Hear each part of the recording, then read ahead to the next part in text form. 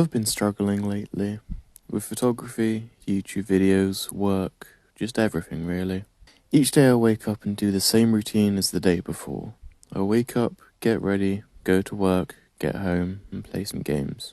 Although I have free time and could go and create some photographs, I choose the easier option and pick up my PlayStation controller. Not being at university is more of a struggle than I anticipated. The routine and the need to create work before the deadline helped me stay motivated. I do have to admit though, making my Cats on Film zine one of my projects for my university module sounded like a great idea, but now that the test zine is printed, I haven't even bothered to photograph any more cats. I'm not sure about the direction I want to take with the project, as creating the zine has made me realise how weak some of the photos actually are.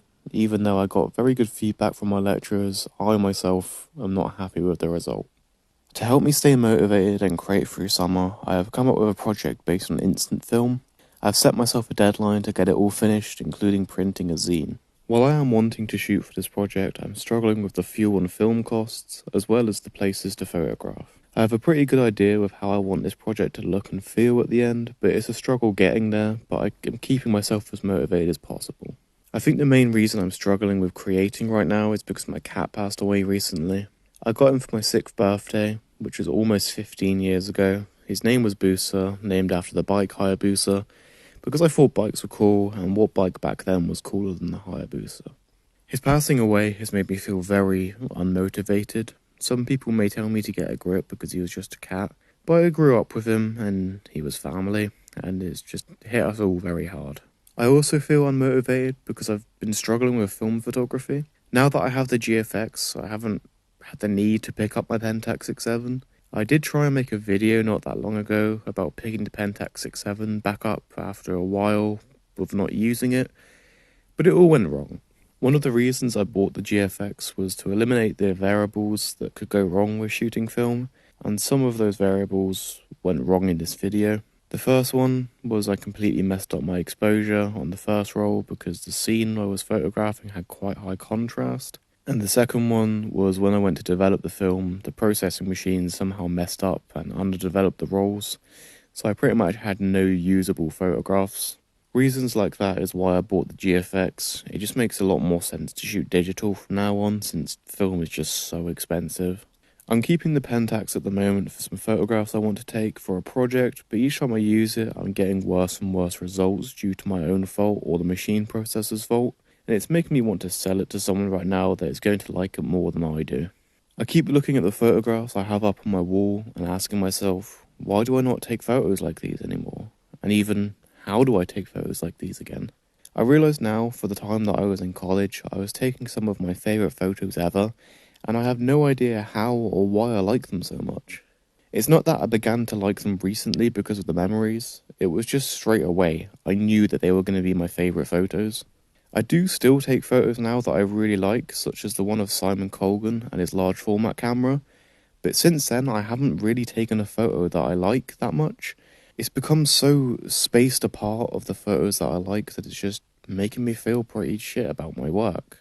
But to be fair, the dark days don't really last forever.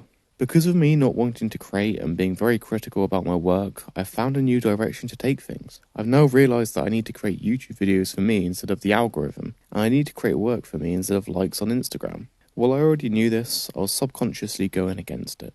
I realise now that to create the work I'm wanting to, I need to actually get out and shoot. Stop feeling sorry for myself and get off my arse, pick up my camera and take photos. I don't need to perfect every single photo I take. I wasn't doing this when I was taking some of my favourite photos ever, so why do I do it now?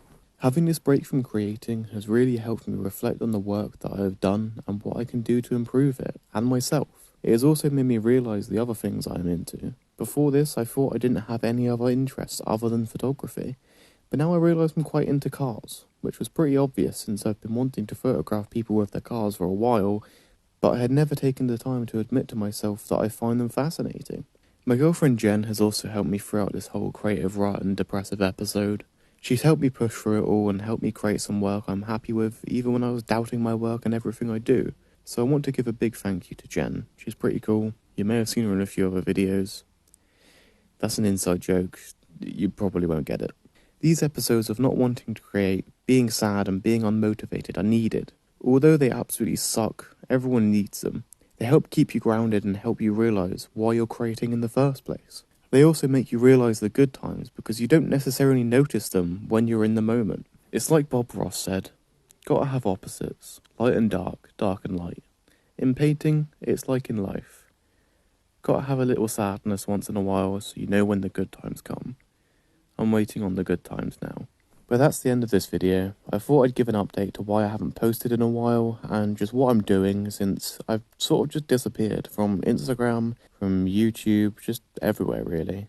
I keep telling people I've been busy, but realistically, I've just not been doing great, and I don't know why I keep telling people I'm busy because, you know, no one's really that great all the time. But anyway, that's the end. I shall see you in the next video. Goodbye.